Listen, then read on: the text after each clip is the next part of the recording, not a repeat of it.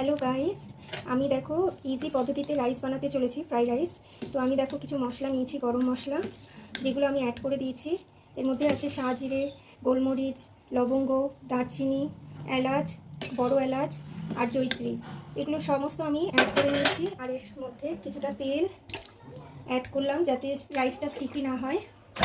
আর এর মধ্যে আমি সামান্য পরিমাণ নুনও অ্যাড করে দিচ্ছি, যাতে আমাকে ফিউচারে বা পরে কোনো বেশি নুন অ্যাড করতে না হয়।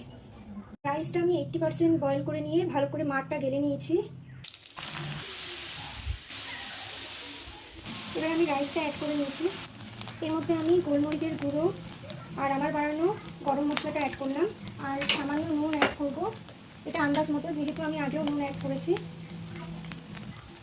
কিছুটা পরিমাণ চিনি অ্যাড করছি টেস্টটাকে ব্যালেন্স করার জন্য। রাইস, আমার ফ্রাইড রাইসটা রেডি হয়ে গেছে। দেখো, বেশি অয়েলও আমি ইউজ করিনি, আর এটা খেতে খুবই টেস্টি হয়। ভালো লাগলে একটা লাইক, শেয়ার, কমেন্ট করে দিও। Thank you for watching guys.